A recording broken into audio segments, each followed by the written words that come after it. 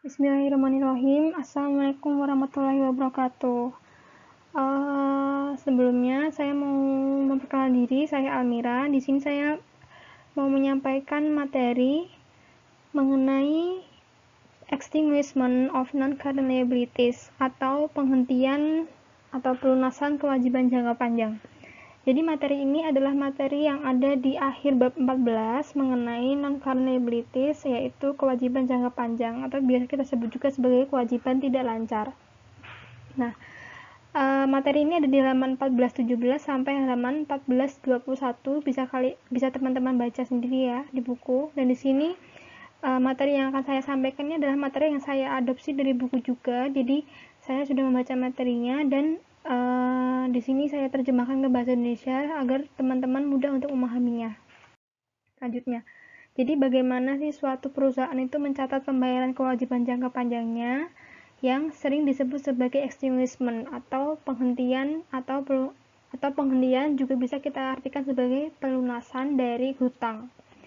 Nah, jika suatu perusahaan itu memegang obligasi atau surat hutang lainnya hingga masa jatuh tempo, maka perusahaan tidak menghitung gain maupun loss-nya. Karena dia membayar kewajibannya atas obligasi yang dia terbitkan itu sesuai waktu jatuh temponya.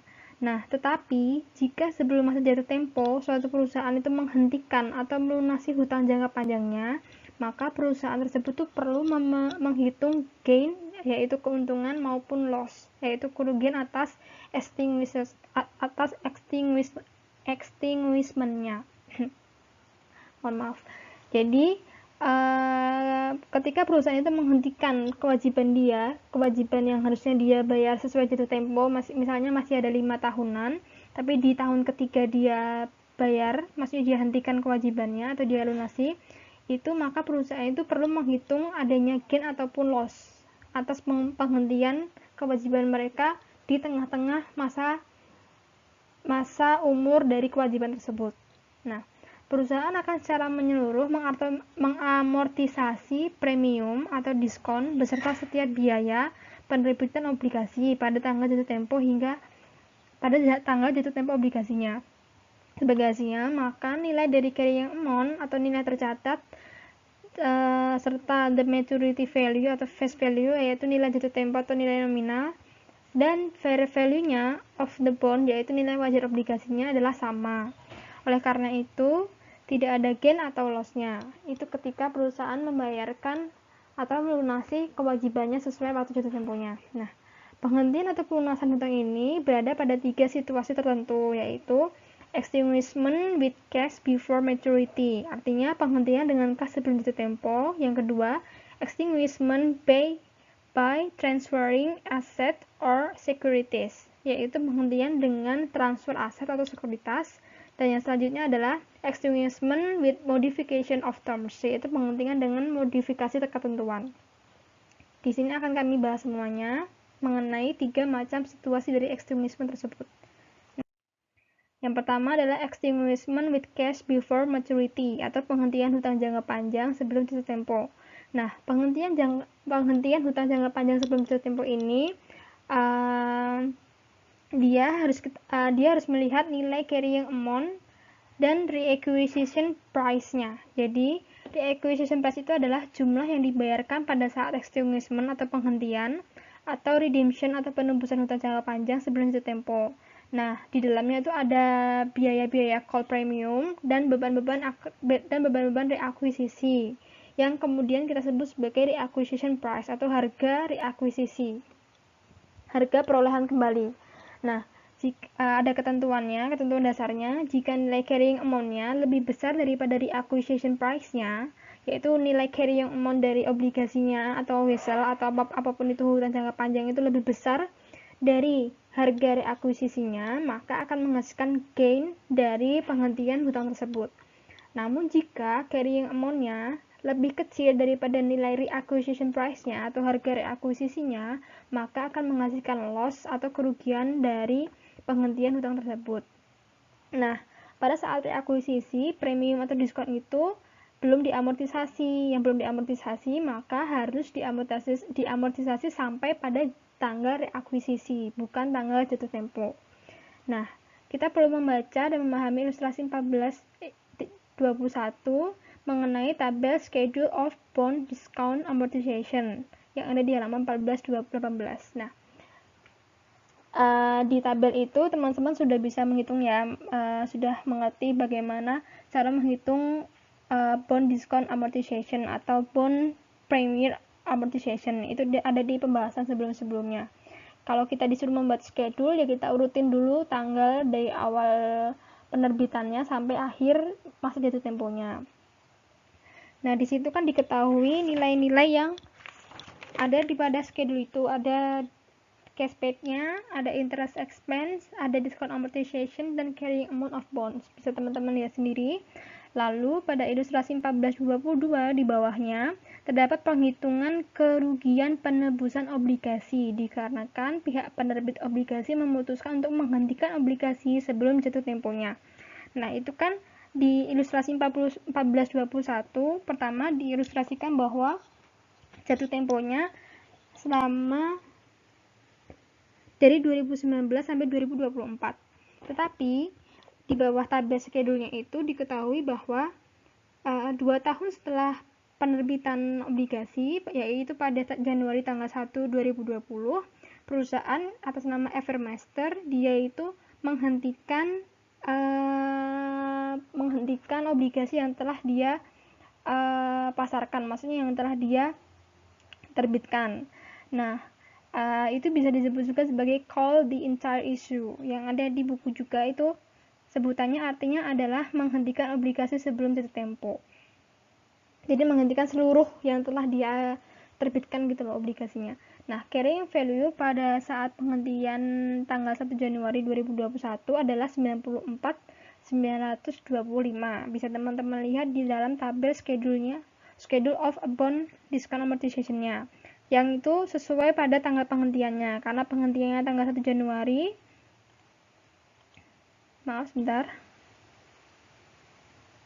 karena penghentiannya pada 1 Januari 2021, yaitu nilai carrying value-nya sebesar 94.925 sesuai perhitungan di dalam schedule. Sedangkan reacquisition price-nya itu adalah 101.000. Jadi 101.000 itu didapatkan dari 100.000 nilai awal obligasi dikali 1,01, karena ada keterangan bahwa calls the entire isunya itu pada 101 and cancel it, maksudnya itu nilai dari yang perlu dihitung dari seluruh price reacquisition-nya. Nah, kan diketahui berarti carrying amount-nya lebih kecil daripada nilai reacquisition price-nya, maka keputusan penghentian atau penebusan hutang tersebut menghasilkan kerugian bagi penerbit obligasi sebesar 6.075, yaitu selisih antara 101.000 dikurangi 94.925. Nah, itu adalah selisih dari reacquisition price-nya dikurangi dengan carrying amount ya, sesuai dengan rumus. Nah, kan diketahui nih tadi kalau carrying amount lebih kecil daripada reacquisition price-nya, maka dia mengalami loss of extinguishment. Dan foto halaman 14-18-nya bisa kita lihat di slide selanjutnya. Ini fotonya bisa dilihat dari buku teman-teman juga. Jadi dia calls out-nya atau calls the entire isunya yang pada 1 Januari 2021 itu sudah saya berikan ini panah, dan nilai carrying amount-nya adalah 94.925. Kita tarik ke bawah. Nah, ini perhitungannya di tabel yang ini 1422.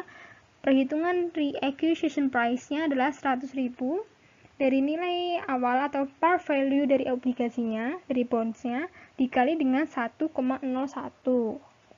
Keterangannya 1,01 dari inilah 101 and cancel it. Nah, itu diketahui loss-nya adalah loss on extinguishment atau artinya kerugian dari penghentian hutangnya itu sebesar 6.075 euro. Nah, di bawahnya ini baru kita buat jurnalnya. Evermaster records the reacquisition and cancellation of the bonds as follows. Jadi karena dia menghentikan bondnya, makanya bond yang tadinya di kredit, dia naikkan menjadi debit, karena kan dihentikan. Atau istilahnya bisa kita tiadakan gitu loh, bond payable-nya, hutang obligasinya. Dan dia mengeluarkan kas sebesar 101.000, yaitu adalah harga dari reakuisisi, yaitu harga reakuisisi yang telah kita hitung tadi 101.000 di sini di cash. Dan karena dia mengalami loss on extinguishment of debt, jadi karena dia loss selalu ditulis di debit seperti itu. Untuk jurnalnya selanjutnya, ini masih dalam extinguishment with cash before maturity, masih seperti pembahasan sebelumnya, yaitu yang pertama, ada catatan ya, terkadang menguntungkan bagi perusahaan penerbit obligasi untuk mengakuisisi seluruh obligasi yang beredar dan menggantikannya dengan penerbitan obligasi baru, yaitu dengan tingkat bunga yang lebih rendah.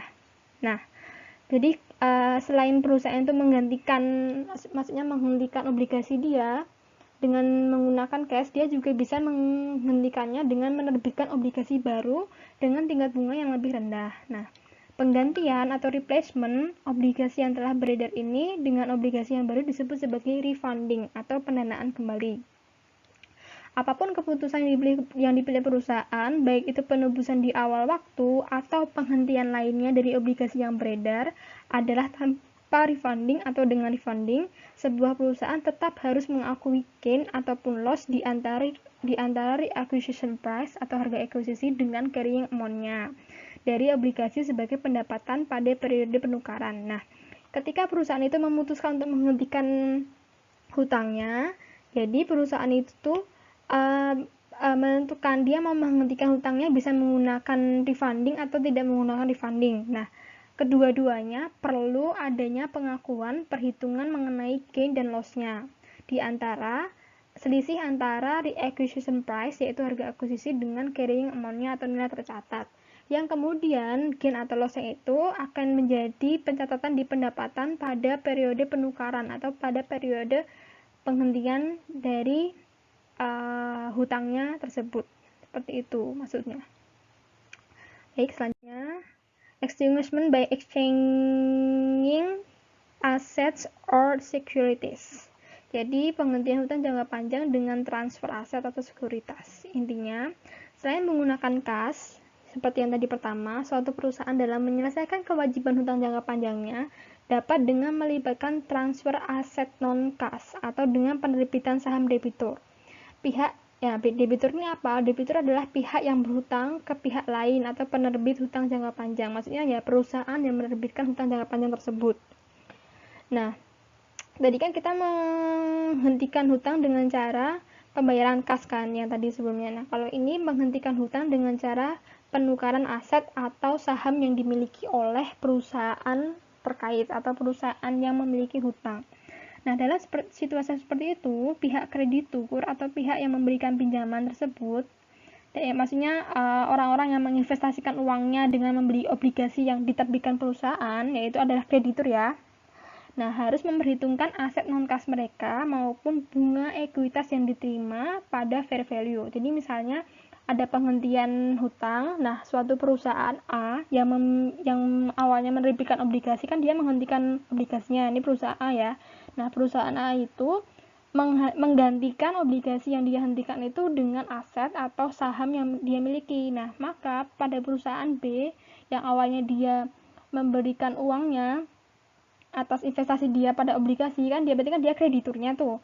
Nah, krediturnya itu juga perlu memperhitungkan aset non-kas dan bunga ekuitas yang diterimanya ketika penukaran nanti. Nah, debitur atau perusahaan yang berhutang itu harus menentukan kelebihan dari carrying amount, nilai tercatat hutang atas fair value aset atau ekuitas yang ditransfer itu menjadi gain. Misalnya ada kelebihan dari carrying amount-nya, jadi carrying amount-nya perusahaan itu nilai tercatat hutangnya itu lebih besar dari fair value nilai wajar aset atau nilai wajar ekuitas, maka dia akan mengalami gain. Nah, debitur mengakui gain sama dengan jumlah kelebihan yang telah ditentukan. Nah, debitur mengakui gain atau loss atas disposisi, yaitu disposisi itu adalah pelepasan aset bisa dengan menjual atau menukarkan aset, yaitu sejauh nilai wajarnya atau sejauh fair value-nya dari aset-aset tersebut dengan yang berbeda dengan carrying amount-nya atau book value. Pembahasannya di sini bisa teman-teman lihat di halaman 14-19. Nah, yang pertama tuh menggunakan transfer of asset, yang kedua adalah granting of equity interest. Kan bisa dua-duanya nih di pembahasan kedua. Nah, diasumsikan Harbrook Bank Loan meminjamkan uang 20 juta euro ke perusahaan bond mortgage company. Nah, bond ini turn the investment, maksudnya dia menginvestasikan uang yang dipinjamkan oleh Harbrook ini ke uang-uangnya itu diinvestasikan ke residential apartment building. Jadi uang yang dia pinjam, yang bond pinjam ke Bank Harbrook tadi, dia investasikan lagi untuk membeli apartemen, bangunan apartemen. Nah, namun karena kurangnya okupasi, jadi dia ini tidak bisa membayar obligasinya, tidak bisa memenuhi obligasinya. Maka Harbrook itu sepakat untuk menerima salah satu real estate atau kekayaan atau asetnya dari bond, yaitu dengan nilai fair value-nya 16 juta. Dan full settlement-nya, pembayaran full-nya itu adalah 20 juta yang dipinjamkan tadi awalnya kan 20 juta, tapi kan karena dia bondnya itu tidak bisa mengembalikan uangnya dengan secara penuh dan dihentikan di tengah-tengah, makanya dia menukarkannya dengan aset real estate-nya yang sebesar 16 juta ini fair value-nya. Nah, lalu real estate-nya itu carrying value-nya, nah fair value-nya kan 16 juta, tapi carrying value dari real estate-nya itu menurut bond adalah 21 juta euro. Makanya dicatatnya seperti ini. Not payable dari Harbrook tadi yang dipinjam sama bond kan sudah dikembalikan tuh tadi dengan cara menurunkan asetnya 16 juta. Makanya not payable-nya dia debit 20 juta, lalu ada loss on disposal of real estate. Maksudnya adalah kerugian dari pelepasan real estate-nya. Karena dia mengalami kerugian karena apa? Book value-nya, book value carrying value-nya itu adalah 21 juta, tapi fair value-nya adalah 16 juta, makanya bond mortgage-nya itu mengalami kerugian sebesar 5 juta euro. Maaf, nah kerugian dicatatnya di debit, lalu real estate-nya dia kredit karena sudah dia tukarkan, karena asetnya berkurang, real estate-nya berkurang dan maksudnya sudah tidak dia miliki lagi karena sudah dia tukarkan ke bank Harbrook-nya, maka real estate-nya dicatat di kredit sebesar 21 juta. Mencatatnya real estate-nya dengan nilai carrying value dari pihak bondnya ya, seperti penukaran aset di bab 10. Selanjutnya, dia mengalami juga keuntungan dari penghentian hutang. Karena apa? Carrying amount-nya dari hutangnya yang awal 20 juta itu lebih besar dari fair value bangunan yang dia tukarkan. Makanya dia mengalami keuntungan atas extinguishment of debt, keuntungan atas penghentian hutang. Seperti itu penjelasannya. Selanjutnya mengenai granting of equity bisa teman-teman baca juga di sini.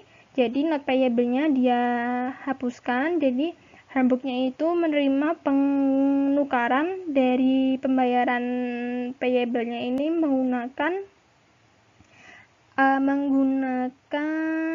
ordinary share atau saham biasa yang dimiliki oleh bond mortgage. Nah, ordinary share-nya itu sebesar 320.000 dengan nilai par-nya 10 euro. Nah, 10 euro itu dikalikan dengan 320.000, nilainya 3.200.000, yaitu merupakan share capital ordinary, nilai sahamnya. Nah, di bawahnya ada share premium ordinary, itu dari mana? Karena share-nya itu memiliki fair value 16 juta, sedangkan tadi sudah dihitung share capital ordinary-nya 3.200.000, makanya share premium ordinary-nya sebesar 12.800.000, yaitu selisih dari 16 juta dikurangi 3.200.000.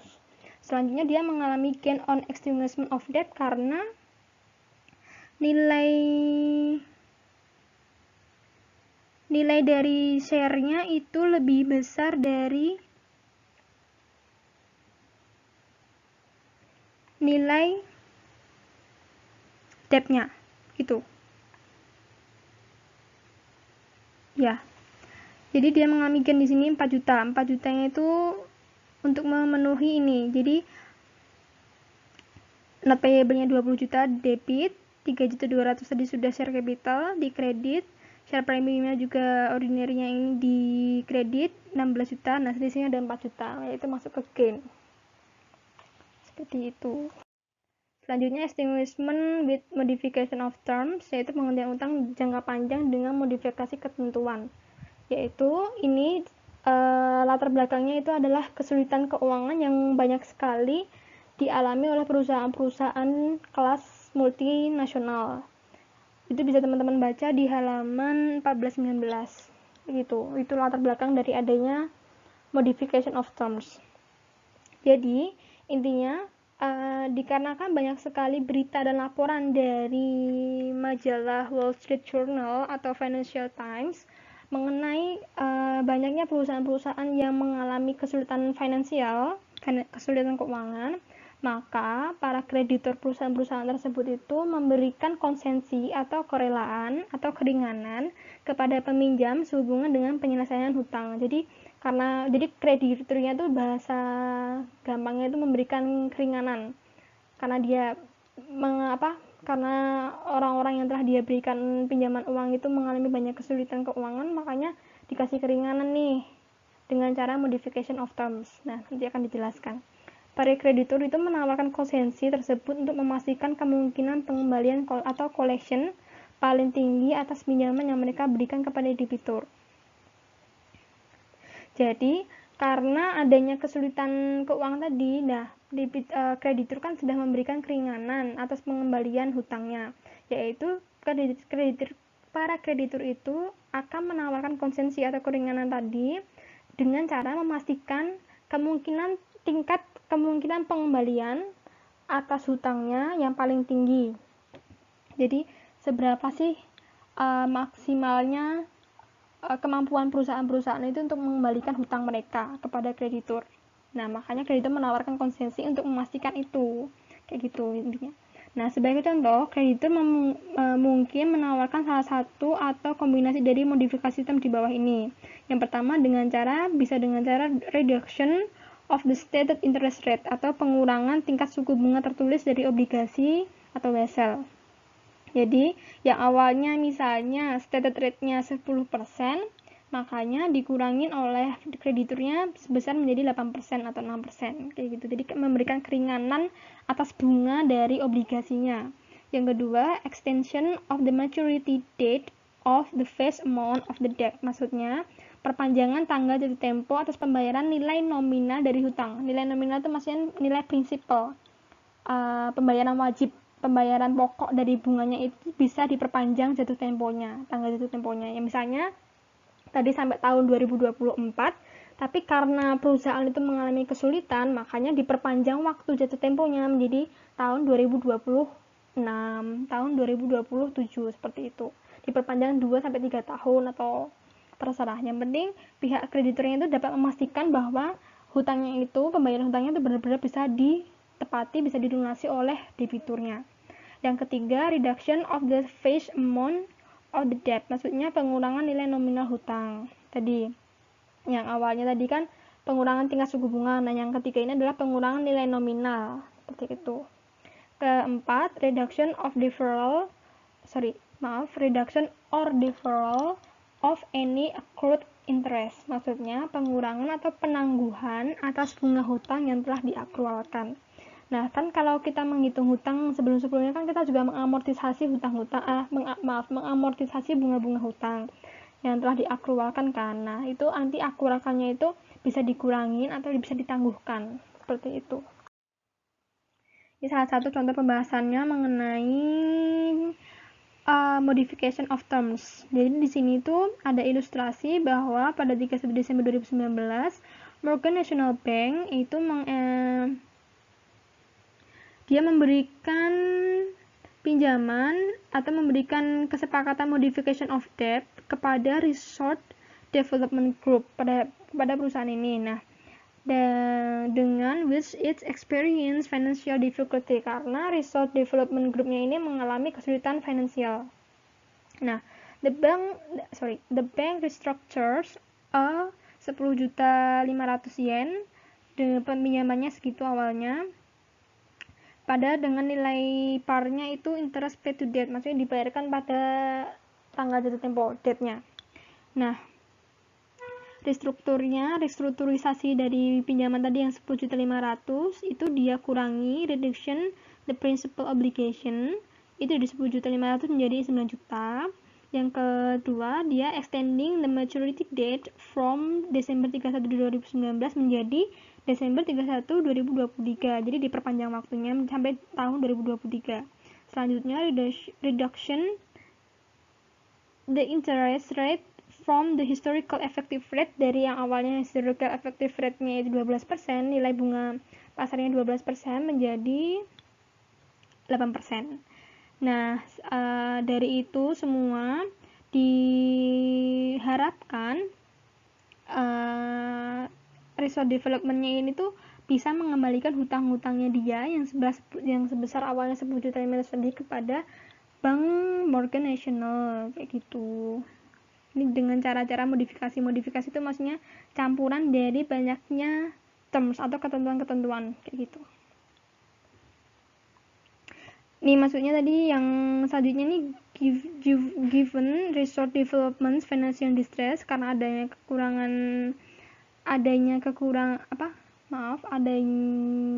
kesulitan finansial yang berujung menjadi akan lumpuh kegiatan perusahaannya ini, yaitu akan berujung ke kebangkrutan. Its market base borrowing rate is 15%.